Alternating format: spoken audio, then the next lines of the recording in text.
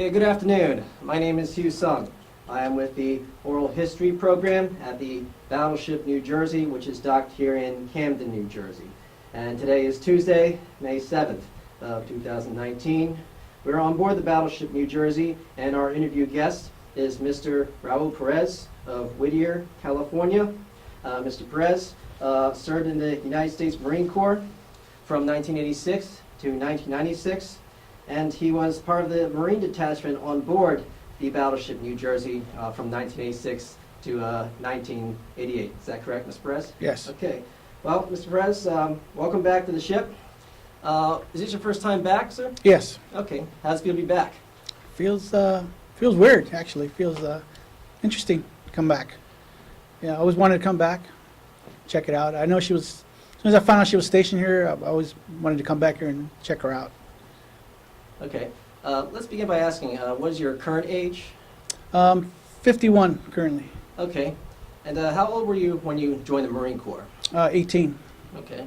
So let's talk about how you got into the Marine Corps. Anything you remember from approaching the recruiter to arriving in basic training? I can remember since being a kid, I saw all the John Wayne movies. I was always into military history. Just something that was kind of in me, like I needed to join the Marine Corps. Like it was that or nothing. And I knew from I don't know, from the earliest since I remember I wanted to join the Marine Corps. So at first opportunity, I had my mom sign the paperwork. I was in the late enlistment program for about a year. And in fact, I went to boot camp before I even graduated high school. I was having problems in high school, and my recruiter found out about it. And hey, we got a great opportunity where you can finish your high school diploma in the Marine Corps. And I said, all right, fine. And that's what I did. And I remember being in boot camp on the rifle range, and during mess and maintenance week, and scrubbing pans and looking up at the clock on the bulkhead and saying, hey, I'm supposed to be graduating right now. And I remember that distinctly. Back in June, I guess, 1986. Okay. So then I graduated boot camp, and I had opportunity to go to sea school. Back then, any Marine who went on board a ship on a Mardet had to go through sea school, and sea school was in San Diego, California, right next to MCRD. Okay. In fact, it was on MCRD Okay. at Marine Depot, Marine Corps Recruit Depot. So that program, I think it was 2 or 3 months long, or 2 months long.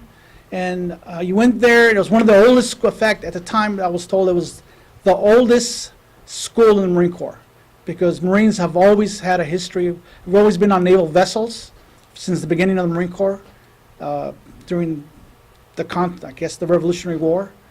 So it was like a big honor to get selected. So after boot camp, you went to your school, your infantry training school. That was in Camp Pendleton. And then while you were there, there were guys looking to send guys to sea school. And I guess I was interviewed, and I was given the opportunity if you want to go on the Mardet, and I said yes. So then I was given orders to go to sea school in MCRD, did that program. I think it was 2 or 3 months. And then you got assigned ships. Most Marines went to carriers. Every carrier had a Mardet, but it was only 4 battleships at the time. Or I think at that time there was only two battleships at the time. They were still bringing on the other 2. Yes, I believe the Iowa and New Jersey were the first. Yeah, the first 2 that came on, and then later on it was the Wisconsin and the Iowa. The Missouri and then the Wisconsin next. Yeah, probably. Okay. I remember the Missouri was next to us in Long Beach. Okay. Just to backtrack a little bit, basic was also in San Diego, right? Yes. Okay. Yes. And there's a term that Paris Island Marines like to call the San Diego Marines. We were running into these guys from Paris Island. They call us Hollywood Marines, and Okay. it's kind of a big joke, and we just shrugged it off. And the All training was about the same. They had sand fleas and swamps, and we had these hills in Camp Pendleton that really kicked our ass. We had names for those. Okay. But I won't say. Every Marine knows those famous hills over there in Camp Pendleton. Okay. Anything else remember from San Diego? It was a good time. It was like I guess it was our first school after ITS. Back then it was called Infantry Training School. And so we're in San Diego. I remember every weekend get on the bus, because I was from Los Angeles, so I would get on the bus and go to LA for my, leave for my whatever, for Liberty Call. Liberty Call was like 72 hours. We were off Saturdays and Sundays. But then it was a rush to get back. C School was a lot of spit shine. It was a lot of, because you're basically at the cusp, high-end cusp of the Marine Corps. It's sort of like 8th and I duty almost, but you're at sea. So it was a lot of ceremonial duties. We had to learn how to spit shine boots. A lot of stuff we learned in boot camp at like a higher end, higher quality and stuff. We were issued dress blues. Most Marines back then were not issued dress blues, but because we were going on sea duty, at C School we were issued dress blues, so that was a big deal. Most Marines who came out of boot camp, only the honor man will get dress blues coming out of boot camp. I think that's changed now. Now all Marines get issued dress blues out of boot camp, but back then it was a big deal. So going to sea duty was like a huge deal. We would get dress blues. We would learn how to wear those dress blues, how to do all the duties that were involved on sea duty. Okay. They would talk our security duties on sea, what we were going to be doing on sea duty. So that was like 2 months or 3 months, and then we would get assigned our ships. Okay. Was New Jersey the first ship you were assigned to? Yeah, actually it was. I had my recruiter was like really close to me, and he made a phone call. And I mean, this is how things were done back then. People would make phone calls, and he told one of the members, one of the staff members at C School that.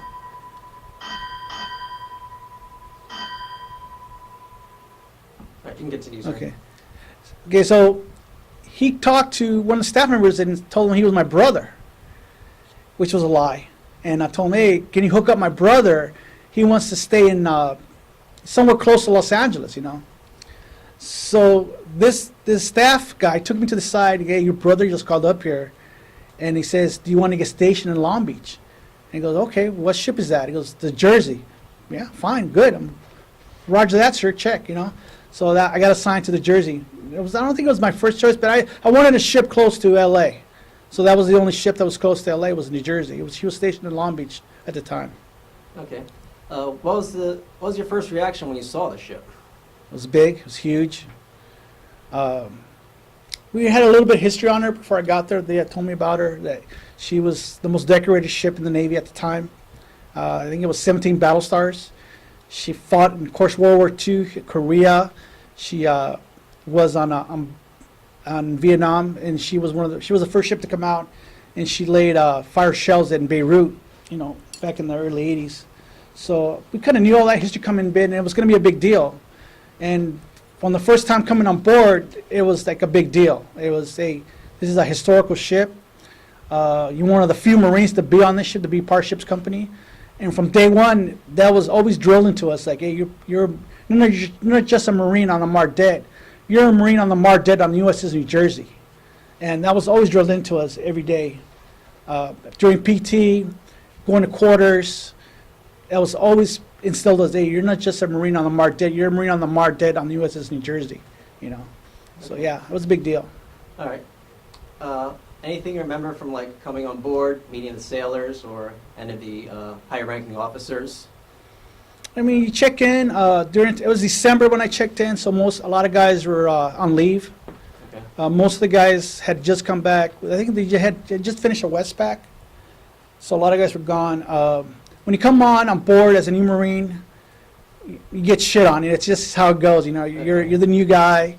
They call you FNG, and you get all the crappy duties. So, I think the first week or two, you're going through sort of a quick little guard school to learn your duties, because you're there to guard the ship. You're part of security for the ship, so you have to learn all your duties. So you're pretty much doing that. You're learning about the ship. You're getting processed, admin and all that stuff. And then most of the crew was coming back after Christmas, Okay. And then during that time frame, we go down to basically two sections, because basically a third of the section, the Mardet, is gone on leave. So you're 12 on, 12 off. You're not getting any days off. You're either on duty or off duty at the time. So that sucked. But I was lucky because I was home. I could just get off on my day off and go home. I was 20 minutes away from my house, and go get mom's cooking. So that was nice. Okay. All right, so let's talk about coming out to sea. What do you remember with regards like general quarters or your everyday routine? Well, at the time when we started, I think we're supposed to go into dry dock. So I think we're only going to have maybe 2 occasions to go to sea, and one of them we're going to get to go down San Diego for a little bit.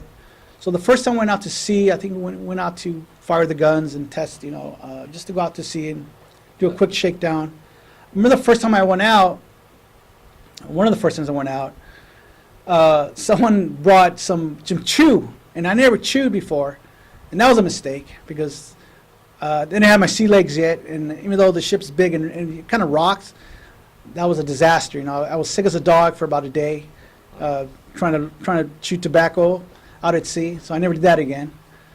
That was an experience. Got to fire the weapons. We would man 50 cals out there at sea, and that's what we did. Okay. At the time, they were going to pull us out of the 5-inch mounts. I don't think I did that. I don't remember ever being in the 5-inch mount. And they were saying that we were probably going to get pulled out anyway, because after we came out of dry dock, they were probably going to pull us out. Okay. So when you were firing the 50 cals during training, you were shooting at like floating buoys? We would throw stuff out there. Sometimes we just shoot at water. Okay. I remember one occasion, I don't remember where it happened, but there was a piece of boat out there that was just floating, and we tried to sink it. We fired 50 cals at it. I think it was made of fiberglass. It wasn't going to sink, but we used that as target practice. I think they would throw balloons out there, balloons, and we would fire those as targets. And most times we would just fire the weapons. It was just us to go out there and just fire the guns. Get used to the guns, for how they worked. They were on mounts out there, so we got used to that. Okay. That's what we do. You would train with the other small arms out at sea, right? Yeah, we'd fire everything. Marines inherently, most all of us were riflemen. We're all old 311s. We're all, came out of infantry training school, so we just love firing weapons. So we would fire all the weapons we had available. At the time, we had M60s, we had the 50 cals, we had M14s, we had M16A1s were fully automatic. We got to fire those in automatic. We had 45s. We had shotguns, Remington 870s. I think we had a M79? M79, the old bloopers. We had those. I don't think we fired those. Okay. I don't think it's hard to get rounds for those. All right. And you would just shoot them out in the sea, right? We just Yeah. You don't hang targets out or anything? No, I don't remember. Oh, okay. We would just fire it, get familiarization. Go out there and fire the weapons. We didn't care. Okay. We get to fire weapons, If it was a target out there, great, Oh, yeah. It's always a good day when you're shooting. Oh, yeah. Yeah. You remember the either the 16 or the 5-inch guns firing, and anything you want to talk about them? So they would fire the 16-inch guns, and like I said, we were on the main deck, and that was an experience. I can describe what it sounds like, but you would have to be on the. It's hell. They're opening up hell. It's just I would be on the forward mount up near Turret 1, and we would have to, when they fired the guns, we have to run up to the forecastle because it would burn your eyebrows to look at it. So we kind of huddled down a little bit, and they would launch off the broadside 9 inches all at the same time, all 9 guns that would fire them at the same time, and I don't know how to describe it. It was just like hell opening up and firing across the water. And it was just hot, it was heat, it was concussion. I remember I was on the bridge one time when they fired all 16-inch guns at the same time, all 9 barrels. And that was an experience. And it scared the hell out of me. It was scary because I can only imagine what it was to receive all that firepower on the other end. I talked to some Korean veterans who were at the Chosin Reservoir, and they told me it sounded like a freight train coming over your heads. That's what they told me. That's what it sounded like. And it just destroyed. They said it would destroy like an entire grid square, just vaporize it. And I believe it. Yeah, it was an experience, and it was an amazing thing to watch, to be part of that, to see that happen. And the Marines were on the deck. Most of the sailors were down below, locked up. Hatches were locked up. Very few sailors in this area actually got to see that. Except if you were on the bridge. But the Marines were on the main deck, and we were there to experience all that all the time. Okay. Let's talk about your duties guarding. So, you previously described that Marines would come out and grab their weapons out of the armories, and they'll be assigned to Yeah. guard a certain area. So the way that the Marja worked, we're in charge of security for the ship, and basically the main part of the security was the Tomahawks.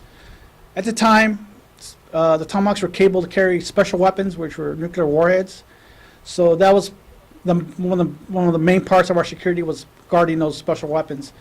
And anytime they worked on those weapons, we had a two-man rule. When the technicians were up there working on it, so anytime if there was two technicians on it, there always had to be two guys on it. There's ought to be two guys watching them. Special weapons, it's a whole different deal. It's just how it is. So we would have security alerts on ship, and they would call them off for different reasons. If there was an intruder or someone who came on board who was really aboard, or we would have drills just to drill ourselves. So most of the Marines would be down in berthing, down by 2 or 3, second and third section, and then first section was across the mess decks on the main deck. And we would run across to the guard office, and there would be corporal of the guard, one sentry in there, and one sentry below. The sentry at the guard office, he would be given the job of running sentry duty to be the orderly for the captain. Then the second guy, I think he would run whatever the corporal guard would direct him to. Given a shotgun, ammo, and he'd be running to whatever he was directed to by the corporal guard. I think the corporal, and then as Marines were coming up, the sergeant of the guard would get into the guard office, and he would start handing out weapons. And all the Marines would be assigned to different parts of the ship to man M60s, M16s, weapons on different parts of the ship to secure the ship. And if there was a certain place, like say, the alarm was at the armory, we would send Marines to the armory. If there was something going on with the captain, say the captain had an intruder, it was an intruder alert, we would send all the Marines, wherever the threat was, we would send the majority of the Marines to that threat. And our job was to secure the area. If there was any threat there, to bring it down, to stop it, whatever means available. And if it was anything to do with either the nuclear keys, everyone was expendable. That was drilling us constantly. Because when we're talking about special weapons, we had a drill where the captain was held a hostage, and we came in and used pink guns one time, and he was like held somewhere, like I think in the mess deck somewhere. And basically we came in and we shot everyone because that was the drill. No one's going to get those missile keys. No one's going to survive because that's how things were done back then. So that was a big eye-opening for that officer to know that. No matter who you are, if you're holding those missile keys, you're expendable. Those weapons will not be launched in any way possible. Oh, wow. Yeah. Now, why don't you talk about when you're going to such drills or going into your stations, moving through and sailors standing by. You previously talked about saying something to have them move aside. So when we're running down the corridors of the ship, we got our weapons, and we're yelling, stand fast, and all the sailors knew that they need to hug the bulkhead or get on the ground, depending, how we're directing them. Most of the time, if they're on passageways, we're just telling them to stand fast, and their job was just to hug the bulkhead. If they didn't hug the bulkhead, we were allowed to either slam them or push them aside or do whatever it took to get through them. Sometimes, if the security alert was at one of the armories, which one of the armories was in the wardroom, and there were officers there, some of the new officers didn't know some of these procedures. So guess what? When we got to the wardroom and they were standing around and they listened to our commands, we would slam onto the deck, handcuff them, and the only person that got allowed to uncuff these officers was either the captain of the ship or the on-duty Officer on deck? officer off of the deck, yeah. And then they had to explain to why they were handcuffed. Okay. So that's what we did. All right. Let's talk about stuff you're not doing for like drill. You had like PT or recreation that you engaged in?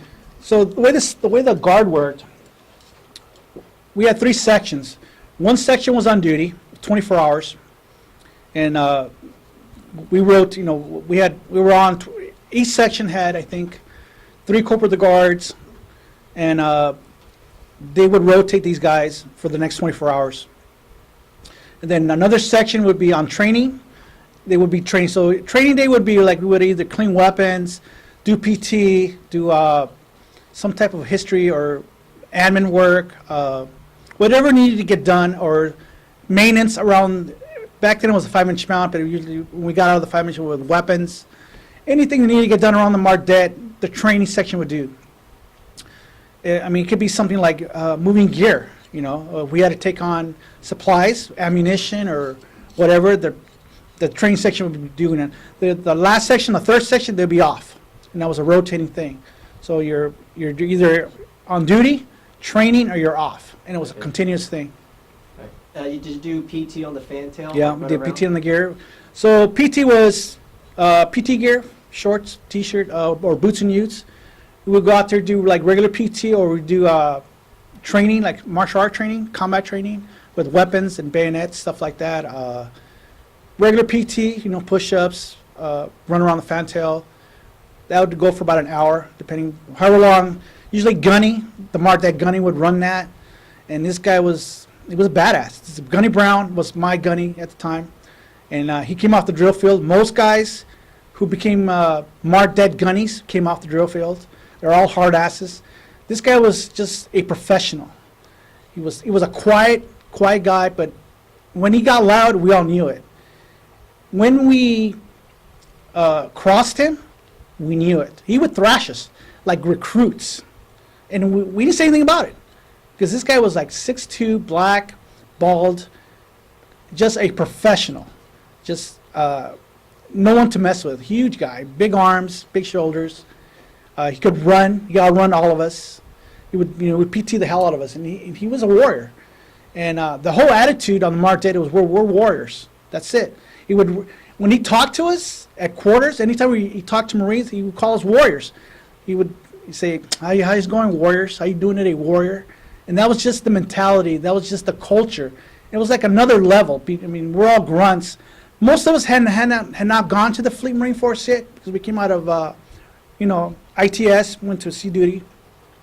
The only Marines who actually been in the fleet were the sergeants and corporals who came from the fleet to become section leaders on the Mardet, and they were always warning us, like, you know, you guys will see when you go to the fleet. You know, that was a big deal. You'll see. This is all candy ass shit. They would tell us. The fleet's different. And it was. The fleet was totally different. You know, but the Mardet was like a whole. It was like being on 8th and I on the ship. If you know 8th and I, it's duty in DC. It was kind of like that, but it was on sea duty. So that's how that was back then. Okay. Did you have a gym? Yeah. Back aft. There was a gym over. I think it was near. I want to say past the Chiefs mess or the Chiefs quarters back there. And so we had a lot of guys that liked lifting weights, of course. Almost all of us lifted weights, but then we had a couple monsters that go in there, and we would play Iron Maiden, and we just take over that gym, and we would kind of like the sailors who knew us. Most sailors would leave. They would just leave us alone, because we were in there and we would just take over the gym. We had simple stuff. I think we had a squat rack, a couple loose weights, and we just take over the gym for about 2 or 3 hours, and that was like a regular thing. And most of the sailors would like to work out with us, you know, because we were constantly PTing on the ship and constantly in the weight room. Had a buddy, Bob Hewer. He used to be a semi-pro hockey player, hilarious guy from Boston. And he would go in there with the other guy, Steve Lucero. These guys were in my section. They would go in there and just destroy the gym, just throw weights around, tell war stories, talk about the Marine Corps. It was just a constant thing, you know. We had a book. It was a history of the Marine Corps, and we'd sit there and just go through these stories. You know, these guys, how they got their Medal of Honors, and constantly talk about it, and just read from this book. It was like our Bible. You know, talk about how guys took these hills in Iwo Jima, these battles in Tarawa, Guadalcanal, Vietnam. We're just constantly just repeating these stories, you know, because Marines are very big on history. It's part of our spirit core, you know. We would talk about sea duty. We would talk about what we were going to do when we got to the Fleet Marine Force, because we're all going to go to the grunts, you know. So it was in our blood. It was just a constant thing. It was a culture, you know. Did they ever mention John Basilone? Of course, John Bala's famous. They named a whole road after him. Oh, yeah. John Basilone won the Medal of Honor in Guadalcanal. I highly recommend if you guys ever see there's a series put on HBO called Pacific. Great series. It does a great job of representing what the Marine Corps did. I mean, Guadalcanal put the 1st Marine Division on the map. If you go to Camp Pendleton, you'll see that. You'll see that 1st Marine Division patch, and those stars. Those stars represent, I think, New Zealand or Australia, the North Star or the Southern Star Cross. And Guadalcanal is a big part of what the 1st Marine Division did in World War II, and it's a big part of our history. Almost all of us went to the 1st Marine Division. I think only a few of us went to 2nd Marine Division. So that's a big deal to us, being part of the 1st Marine Division. Okay. Yeah, just thought I'd mention it because we actually interviewed his brother over 10 years ago. Awesome, yeah. He's in our archives. So, yeah. Okay, you mentioned a drill with the captain, Captain Katz, right? Yes. Do you ever had personal encounters with Captain Katz? Captain Katz he loved the Marines. We provided orderlies for the captain during ceremonies. When there was a security alert, one of the duties of one of the Marines was to send a sentry or a Marine over to him to you'd be loaded with a weapon, a 45, and his job was to protect the seal of the ship. We had a great relationship with Captain Katz. We were always around him. Anytime he was on the bridge, we would provide orderly for him too. When there was general quarters, we would provide a Marine to be next to him at all times during general quarters. He loved the Marines. When we had special ceremonies, we had a silent drill team, which we provided a little ceremony. I was on the color guard. We provided colors for him anytime we had ceremonies or dignitaries come on board. So we had a great relationship with Captain Katz. He was a great CO. Okay. Yeah. While we're at it, when you're doing a guard, you would have VIP or any special dignitaries come on board? Yeah, we would have people would just drop in. Secretary of Defense, different admirals, Admiral of the Fleet, different admirals would show up, different commanding officers show up, and we had to provide orderlies for them. We had to escort them all over the ship. Someone would give them a tour, and we would be part of that tour, but our main purpose was to provide security for him and be an orderly for that dignitary. Okay. Any of them that you remember? I think it was orderly maybe one time for the captain. Most of the guys were kind of assigned to that duty. Unless it was like a security alert, then we were assigned, because it was different. During a security alert or general quarters, it was any guy that was available, send him out there, secure the captain, make sure his security is provided for at the time. But then we had guys who would just be like regular orderlies for the captain, for dignitaries, Usually it was the taller guy, the good-looking guy, Hollywood guy, but all my interactions with him were great, Okay. So while you're sailing out to sea, is there any ports of calls that you visit that stand out in your memory? Of course. Okay. So I did a Westpac in, 88. I believe 88, yes. I did a Westpac in 88, and we're on our way to the Persian Gulf. And what the word was, as we were going out there, was we were supposed to trade weapons with the Missouri and then go into the Persian Gulf. On the way out there, that was canked. So I think our first protocol was Korea, which was great, interesting. Never been to Korea. We went to, I think, Incheon first, and then Busan. I remember coming on deck and that smell. It was weird. It was a different smell. And I go, "What is that?" He goes, "That's sewage, man. That's Korea. That's how they do it over there, We trained over there. We went up and trained out in Korea. I think we trained with some ROC Marines. Went shooting out there. We were there 2 weeks maybe.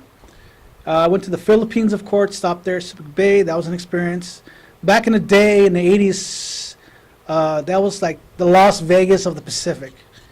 I remember going out there on Olongapo, and there was a bar for every type of broader music you wanted. If you're into country, if you're into rock and roll, if you're into Jewish music from the Middle East, whatever you wanted they had a venue for you in that place. We were there like a week, I think. And then as we're going down to the Persian Gulf, our mission got changed and ended up going straight to Australia. That was part of I think it was supposed to be part of the Westpac anyway. But since we were going to the Persian Gulf, we decided to do that. So we went to Perth first. I think we were there for a week. And one of the biggest parts of being part of the ship was when that battleship's out there in your harbor, it sends a message. And it was, hey, we're here to rock and roll. We're here, we're here to protect or defend. Or if you mess with us, we're going to send you off to one of your gods. It was a big message. It was one of the few ships that could be in your harbor besides a carrier. Now, a carrier is going to be off. You're not going to see a carrier. Your carrier, you're going to see its airplanes at work. A battleship, you're going to see it off your coast. And you're going to see when it starts sending shells into your whatever, into your hillsides or into your buildings. So it was a big deal. And that's one of our missions was to project power.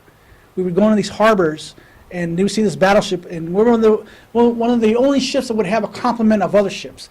We had frigates, we had oilers, we had destroyers with us. We were our own battle group. The only other ship that had its own battle group was a carrier. So that was a big deal. There's only 4 of them, so it was a big deal. So we went to Perth. They believe we went to Brisbane, Sydney. We were in Sydney for the 200th anniversary of Australian Navy, I believe. So we had ships from all over the world there. We had ships from France, Italy, of course Great Britain, Australia, and they had a giant naval parade. The Royals were there. I remember the Australian people just loved us. They love Americans. They remember what we did for them for World War II. Because basically, the Marines stopped the Japanese in Guadalcanal. Because the Japanese were going to come down and go, that was the next thing. They were going to invade Australia and New Zealand. So when we stopped them in Guadalcanal, those memories they remember that. And the Australians love the Americans, they love the Marines, they love the Navy, So we had a great time in Sydney. Our last port was Hobart, Tasmania. Did that. We were there. And all during this time, we're doing parades. I was part of the color guard. I think we did a parade in Brisbane. There was a World's Fair there at the time. And everywhere we went, we were treated like kings. We didn't buy any of our beers. We never bought any of our own food. They were like celebrities to them. So it was a great time. Did that, and then we went to stop in Hawaii for a little bit, and went back, and then finished off our Westpac. Okay. Do you remember any tours that were conducted on board, or was that restricted? Oh yeah, that was another thing we did. We did tours on the ship.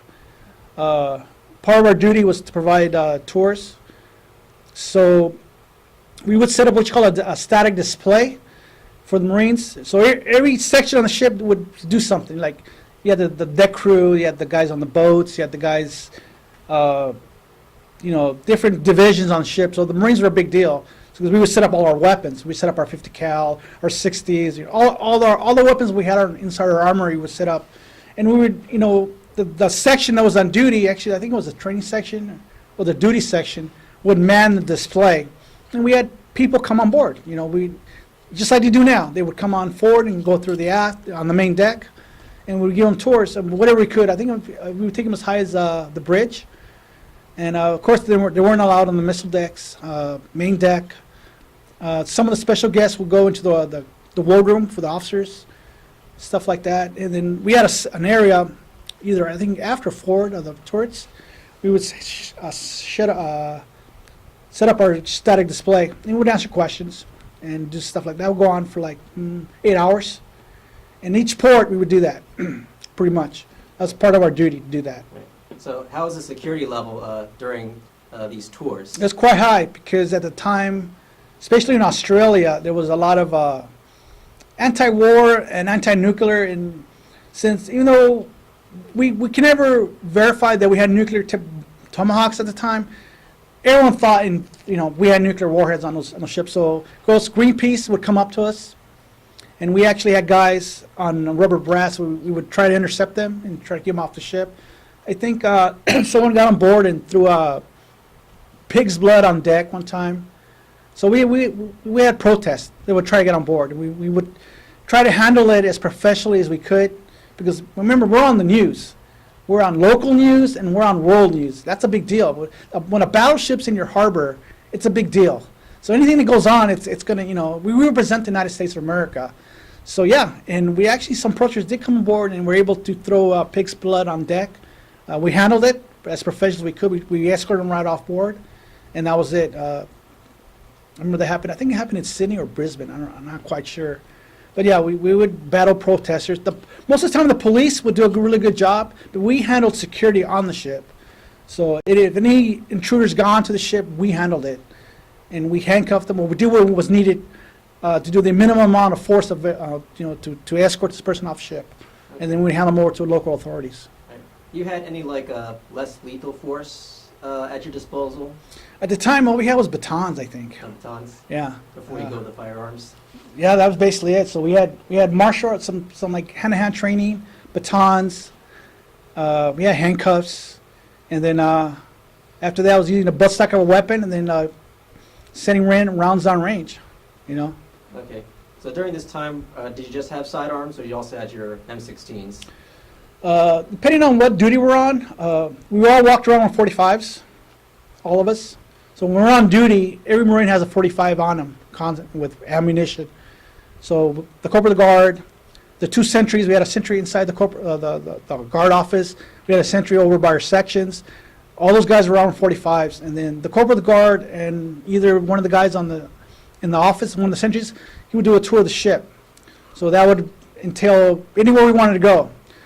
One of the few things that, unlike other parts of the ship, we were allowed to go anywhere on the ship. Okay. Except, I think, I can't think of a place we weren't allowed. I remember even going into the chief's mess, Okay. you know. So it wasn't many places we were not allowed to go. All right. So you mentioned that you had a lot of interactions with the Republic of Korea forces. I think one time, we went and trained with them one time. Oh, okay. I can't remember though. I know we trained with someone one time. Okay. Do you remember any interactions with service members from other countries? Any that stand out? Yeah, there's Australians. The Okay. Australians loved us. I think we trained with them once. Oh, and if not, we ran into them in bars. My section got into a fist fight with some Italians in Sydney, and I think the Australians came and helped us out on that one. Oh. Were the Italians speaking English? Very little, but Okay. there was a lot of animosity from the Italians and the French. I don't know why, but Okay. they wanted to start a beef with us, and we settled it, you know. Or they wanted to test us for some reason. Knockoff ships work. That was kind of... All right. So what about the Koreans? Did you have to speak? Were they able to speak to you in English, or did you have an interpreter? What I remember about Korea, I think when we were in Busan, it was like, at the time, they pretty much kept us in one area. Like there was an area where Americans were allowed to be. So it was sort of like, I don't know, like Vegas, their version of Vegas for Americans. So it was like brothels, you know, restaurants. You could buy anything you want. I mean, the big thing to buy was to buy shoes there and buy these giant mink blankets. It's kind of the big thing to do there. But they wanted us to stay away from their population. That's what it seemed like. Okay. So we kind of stayed in this area. It was kind of like the red light district for Americans, and that's pretty much where we hung out. We were fine with that, you know. We were kind of young. We didn't really care about exploring. And I think there were some tours we could have done, but we didn't really care. We just want to go out and party and drink and have a good time. So when you bought stuff, did you use American cash? I believe so. I think they took American money like it was not a problem. Oh, But I don't remember. I think the only time we used foreign currency was Australia, because it was fairly comparable. You know, the Australian dollar was about the same as at the time. So I think it's the only time I had foreign money. Most countries just took our dollar bills, and that was fine. And we did everything with dollar bills. Okay. Now, something that came up, I remember someone saying that when they're on duty carrying the sidearm, the chamber had to be empty. Yeah, it's called Condition 3. Condition 3? Yeah. Okay, and no one could violate that? No, because at the time we had 45s, and that was kind of a big deal. So we didn't have the Berettas. The Berettas had been in for a little bit. I think the Berettas came in 84, 83. 85. Yeah, so ship's company, when we had weapons from back in the day, and most Marines liked the 45. I mean, I liked the 45. I think 9mm is kind of weak sidearm. So we were trained to be in condition 3. So what that meant was the hammer was forward, the magazine was fully loaded, inserted into the well of the magazine of the 45, chamber was empty. But we also trained, I remember this, the thing I remember is we constantly trained how to rack that slide coming out of the holster. And we did it constantly, and we would dry fire it all the time. Also part of our training was we could take that 45 out of that old holster, rack the slide, have round down range within seconds, like less than a half a second. And we trained like that. We would go to the range and do that constantly, coming out of the holster and firing it to put a guy down if we had to, because we carried the weapon in condition 3. So we had to train to just come out of the holster, rack that slide, acquire a target, and send a round down range and make an effective hit on a target. All right. Now, while you're out at sea, do you ever remember passing through the equator? Yeah. Oh, you know about that, huh? Did you witness any shellback ceremonies? Yeah, I was part of 2 of them. Oh, you were? Yeah. So you actually became a shellback, right? I'm a golden shellback. Oh, you are? Yeah. Okay. Anything you want to talk about? So, yeah, I mean, I don't think they do this anymore. At the time, this is a great story. So, anyway, when you cross the equator, this is a ceremony that goes back, I don't know, hundreds of years. It's an old naval ceremony. So, in the Navy, when they cross the equator, they have a ceremony called the shellback ceremony, and it entails a lot of punishing stuff that happens to the crew members. So before we cross the equator, they have like a beauty contest. So one of the ways you could become a shellback was to become a beauty queen. So you got these guys, and back then it was just men on the ship. There was no women back then, So you get a guy, and you dress him up as a woman. In case we don't have a lot of supplies on the ship, so you get mops, you get, you improvise makeup, you create dresses with whatever, like flower bags or whatever you can get your hands on, to make this guy look sexy, right? And then we have a beauty contest. So the guy who wins the beauty contest, he will sit next to King Neptune, right? And that's his thing. That's how he becomes a shellback. And everyone else loses, and it's got to go through the ceremony. So the following morning, about 06 in the morning, most of the ship is involved in the ceremony. So you have a skeleton crew. Your ship's going real slow during the equator, and they pipe on King Neptune. King Neptune is brought on board. Some guy's playing King Neptune is in his royal court. The royal court has the royal baby, which is the fattest sailor on board. It's another way you could sort of pass. I think it was a shellback, or maybe not a shellback, but it was the fattest guy on the ship. And they would rub his belly with grease, and he would be wearing a diaper, and he would be the royal baby. And then we have his queen, which the guy who won the beauty contest, he would be King Neptune's queen for the day. And there'll be a royal court, and then we would start the ceremony. And the way it worked was, if he had, the proper uniform for the day was, all your stuff was backwards and inside and out. So we had camis. Sailors had their dungarees, but we had camis. So all our camis would be inside out. Underwear, skivvies would be outside. Our skivvy shirts would be outside. Everything was backwards, right?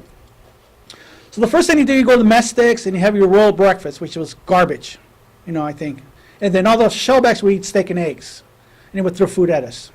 And everywhere you walked, through the entire time, would be on your hands and knees. And the only thing you were allowed to say was, I'm a wog. And they would have these things called shillelaghs, which basically were fire hoses they would cut, wrap with cord, and wet them in seawater, and they would beat us with them on the ass, but it would get kind of crazy. So our gunny was a shellback at the time, and he was a terror. And I remember, I don't know, on the main deck there's these like giant vents, right? He would put some of us on these vents, right? Have our ass nice and high so you get a nice swing into it. And some of the other chiefs were looking at him like he's crazy. They had to hold him back because he took it to the next level. Because we're the Marines, we're going to take it to the next level.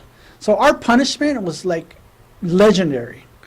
The beatings we took were legendary. Some of the other chiefs were just like amazed at how much punishment Marines could take. And we all smiled like it was like the best thing in our lives. The only thing that affected me during that whole ceremony was one of the shellbacks, Corporal Gonzalez, took some Tabasco sauce. And this is the only thing that just was horrible. He would take Tabasco sauce and pour down the back of your crack on your ass. Of course, would run down because you were constantly wet, and it would hit your private parts. And yeah, that would add a little more suffering for the rest of the day. So I remember that. That's the only thing I didn't like. But the ceremony involved going on deck, going through a bunch of garbage. By the time we went near the middle, people were throwing up inside this garbage chute. What else was going on? There was different stations all over the back of the fantail, over on the helo deck. And remember, you're constantly crawling.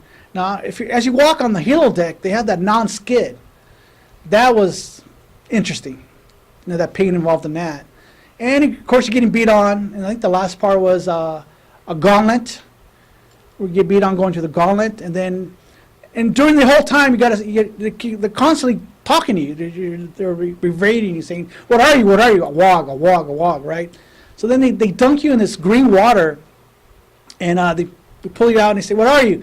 And if you didn't say shellback, you would get sent back to the end of the line. Now this thing went on all day. It was like a 7-8 hour evolution, because I mean it's a large crew.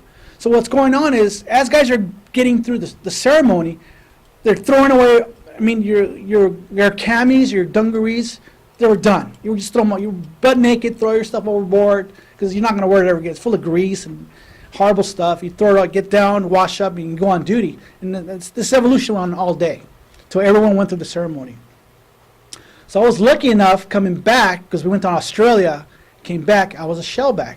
And when we came back, I was a golden shellback, because we crossed on the international date line. There's only two places you can become a golden shellback, which is international date line on both sides of the world, which I think is 000 in the meridian. So on the way back, I get to participate, because we picked up some Marines on the way back. And basically, we can only do, like, the sailors cannot touch us, and the Marines cannot touch them, more or less. Okay. Anytime some sailors try to beat on us, our gunny or some of the shellbacks would step in and stop that. Hey, you guys don't rate to beat these Marines or these SWAGs. These are our WOGs. So there was a lot of that going on. So yeah, I think we picked up 3 or 4 Marines on the way back, and they went through a golden shellback ceremony. Okay. So I don't think it's done anymore. I think it's been outlawed. It's one of those things that have gone to the wayside. From what I was told, they still do it, but it's been toned down. Yeah, I think it's been toned down. Now that we have women on board. Yeah, I'm sure that's changed. Yeah, it was an event. I tell people these stories, they don't believe it, but it happened. It did. It was an experience. Yeah. Oh, okay. And do you ever remember going through the Panama Canal? No, we never went through the Panama Canal. We were, I think some guys who went to Beirut went through the Panama Canal, but I wasn't there. That was in the early 80s. Oh, okay. So we spent most of our time in the Pacific, Okay. Is there anything else you remember on your time on the Battleship before you left? So my section of Marines were like, when I got there was some of the old salts that were still there. Of course, guard duty can be very boring at times. I mean, it's a constant thing. So we try to keep things lively by doing things, doing things that keep it interesting. So at night, when the ship was in port, or even then, I think at sea we would do it too. We would hunt each other at night. A section of us, I think it was my section. So we would go out there to keep our skills up.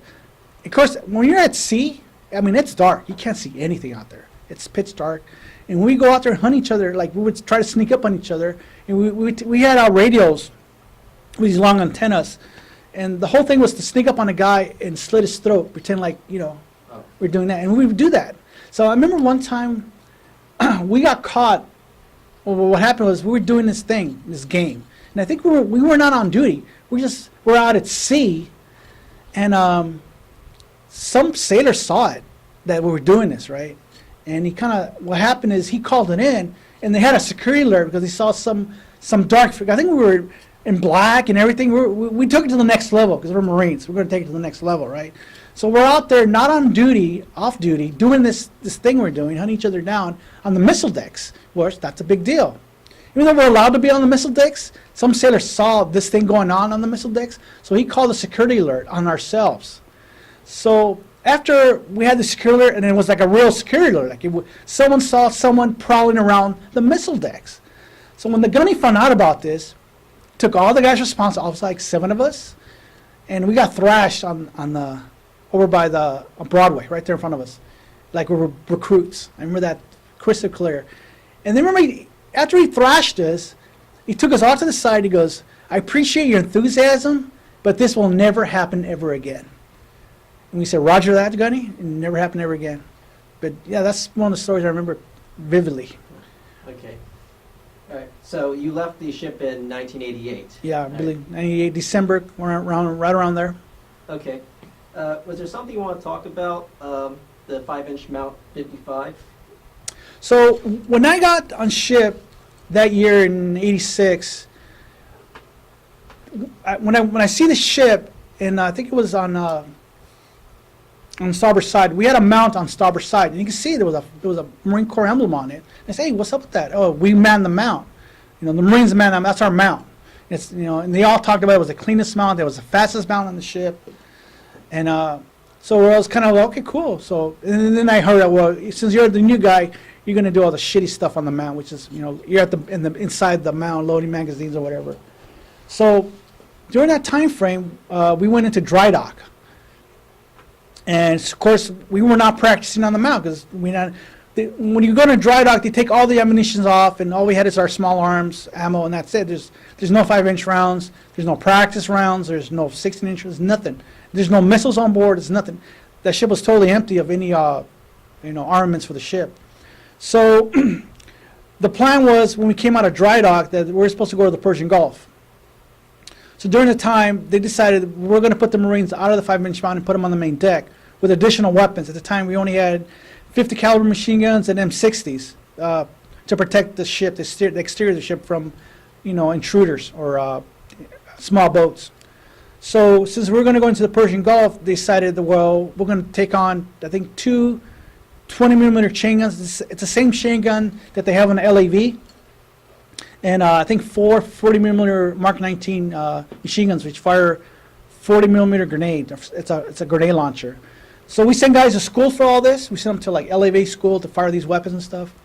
And that was going to be our new assignment during general quarters. We're going to man these weapons, all the regular 50 cals and the M6 and these additional weapons, which I never saw it happen. But we were pulled out of the 5-inch mount, and this became our new duty.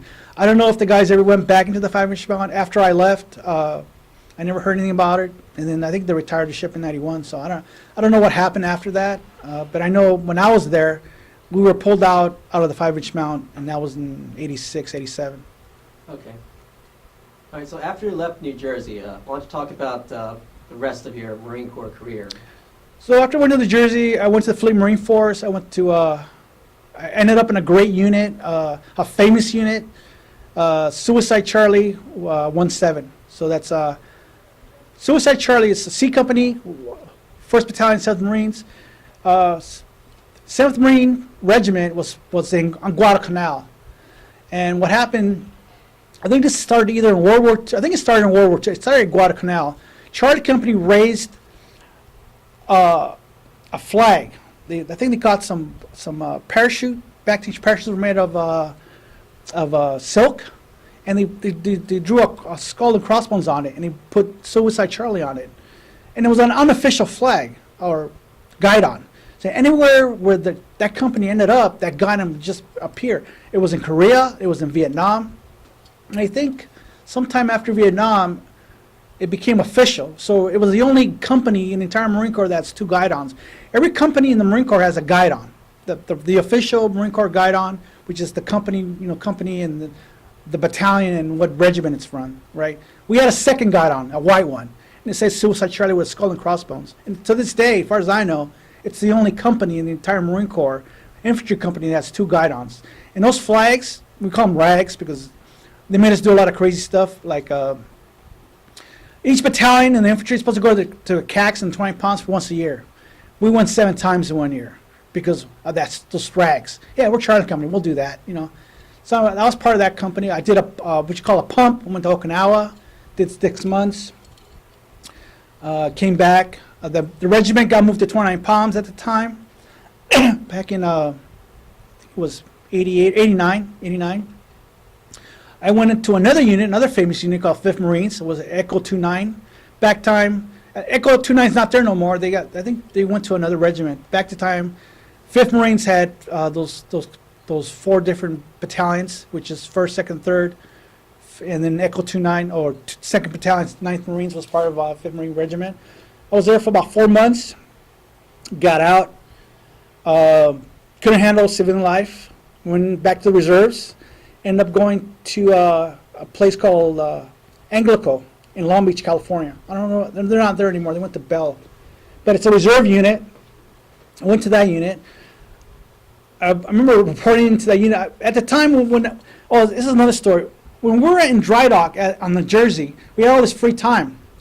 And somehow our captain, our Mardet captain, or I think our XO, figured out how to send Marines to airborne school.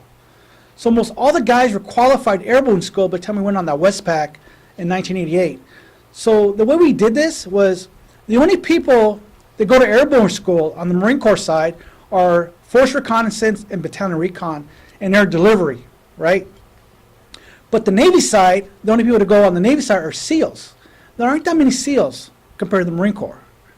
So because we were part of ship's company, we went and took Navy quotas. And we finagled our way, we sent the entire Mardet. Anyone in the Mardet who wanted to go to airborne school, went to airborne school. So that's one of the things I did when we were in dry dock, was go to airborne school. So I got to get my lead sleds. Almost all the guys during that time had what you call airborne or Army airborne sleds. In the Marine Corps, you have to do an additional 5 jumps to get your gold wings, Naval Aviator Parachute wings, or Naval Parachutist wings. So when I got to Anglico, I already had my lead sleds on, and I go, "Hey, do you want to be a rigger?" And I didn't know anything about a rigger. I was a grunt. He goes, "What do they do?" He goes, "We get to jump a lot." He goes, "Yeah." Didn't know nothing. So I remember pointing to the paraloft. I go, "Hey, I'm the new rigger." "Oh yeah? When you been to school, dummy?" "Well, I haven't been to school." "Well, you're not a rigger yet, dummy." So I remember making that impression, and that's the whole deal. Being a rigger in the Marine Corps, I learned about that history. Riggers been around for almost as long as we've had our parachute operations in the Marine Corps. Basically, the riggers are the guys who pack all the parachutes in the different units: Force Reconnaissance, Battalion Recon, Air Delivery, and Anglico units. An Anglico unit basically works for the Army or Foreign Forces, and we provide what you call FIG team and SALT teams that call in fire for those either the foreign nationals or the Army, because they don't know how to use our radios or call in naval gunfire or call in naval aircraft. So we have these teams that go out there and liaison with foreign nationals or the Army. So I was part of that unit. I was that unit for I think almost 4 years, 6 years. Did an operation with them, won the Corporal Gold, became a rigger, became a jump master with them. I was a gold winger with them. I had a great time. I wanted to stay. I was thinking of staying in the Marine Corps doing 20 years, but had kids and decided I didn't want to raise my kids on Marine Corps bases. So I decided to pull out. Okay. So I did my 10 years. All right, so you did 10 years active total? So I did 4 active, got out, did 2 years reserve, went back and went on 4 years active again on I&I staff, Anglico, Long Beach, California. Oh, okay. Okay, was there at least one time in your Marine Corps where you had an encounter with Soviet units? Yeah, when I was on a ship, back then of course the Cold War was happening. It was a big deal. As we were coming down from going across the Pacific toward Korea on the Battleship, we had an encounter with a Soviet aircraft. I think it's called a Bear. It's a 4-propped bomber, Yes. but they use it for surveillance, and it was tracking us for about 1 or 2 hours. I think we had a carrier with us at the time, attached to our group, to send 2 Tomcats out there, to follow it. It was a regular occurrence. It happened all the time. Anytime ship came down near that part of Japan, up north. I think it was north of Japan, on the way to Korea, and that's where it happened most of the time, because they have a base up there in that part of Russia, and they'll send aircraft out there, and we saw it. It flew by, and we waved at it, and it kept on going, and that was it. But that was a regular occurrence. They were testing our defenses, and we reacted to it as we're supposed to, and that was the end of that. It was a regular occurrence. Okay. All right, so looking back, is there anything you'd like to talk about with regards to the Marine Corps having an impact on your life? it's just part of my life. I don't know a Marine who's not gonna. I mean, it's just part of your life. I still refer to the bulk as the bulkhead. The floor is the deck. Sometimes, that's a hatch and that's a porthole. It's just my best friends are still the guys I know. The guys I would go to war with. I still know these guys, most of them. I've lost guys. My best friend died in Afghanistan in 2010. My other best friend, she was in the Marine Corps. She was a female at WM. I know her husband. It's just a big part of my life. It's my compass. Everything I do revolves around something to do with the Marine Corps. Where I work now, the guys I work with, the Marines, we all just know it. We look at each other and we know, hey, we're a different class. We stand apart from some of these civilians. Even some of the guys who serve in the other forces, we know we're just a different breed. We act differently. We are different. We know, and we keep that culture going. I've met Marines from other countries, and we have this spirit of corps. It's just, I don't know how to describe it. We're brothers. To the day we die, we're part of something. That's just how it is. It's just everywhere you go, every Marine's your brother. And I don't know how to explain it unless you've done it, unless you've gone to boot camp and did it. You won't know it. I can sit there and explain it, but it's like something and what I tell people who want to join the military, hey, all the branches are great, but the Marine Corps is different, and I tell them it's a religion. It's like a calling, it's not a job, and it's not a paycheck. It's like you're joining an order, like a priesthood, and that's what it feels like sometimes. You're part of something religious, something, it's in your soul and your bones. And that's what I tell them, man. You're gonna be part of a brotherhood, and you're gonna get maxed out. It's either gonna be the best time of your life or the worst time of your life, but it's gonna be a great time. You're gonna look back, and I've always looked back. In about a week, I'm gonna join a bunch of my brothers in Vegas. I haven't seen these guys in 30 years, and they're all from the ship, they're all from the Mardet. We all decided, hey, we're gonna get together and tell war stories. Share our families and stuff. Yeah, absolutely, sir. Yeah. So we're just about getting to the closing of this interview. First question is there anything that I didn't ask about that you'd like to talk about? No, just no. I think we said it all. Yeah. Oh, okay. I think we're good. All right. Okay, and the final question is for legacy. So, as you're aware, this interview would be made available to any student, researcher, or historian who could be watching this in the future, who knows how long from now. Is there anything you'd like to say as a way to leave a message to whoever might be watching this later? Anyone who's watching this, read up on the history. There's some great stories. I mean, I'm a history buff myself, and I'm constantly reading these great exploits by these Marines and these different battles. I just read a book by this guy named Eastley's Hammer. He was in the Pacific. It was one of the books that was based on this series in the Pacific. He wrote a great book on what happened in World War II in the Pacific. What these guys went through, amazing. Just unbelievable, the character involved and how these guys went through all these hardships and survived. This guy survived all this, came back, wrote a book, and it's one of the best books out there about World War II and his experience. I love being a Marine. I like the experience and stuff. And go read your history books, man. These guys did a lot. Go in there, dig it. And there's a bunch of stories you don't know about. If you're looking for a PhD, I guarantee you'll find it somewhere in one of these stories. There's a lot out there that's not been said yet. I know there is, because I find it all the time. And get them where you can, guys, because some of these guys they're not going to be here much longer and stuff. Right. Get all the history you can. It's part of our heritage as Americans. Okay, absolutely, sir. All right. Well, I guess we can close this interview now. So, first of all, Mr. Raul Perez, I want to thank you for your service and taking time to join us. And this shall conclude our interview.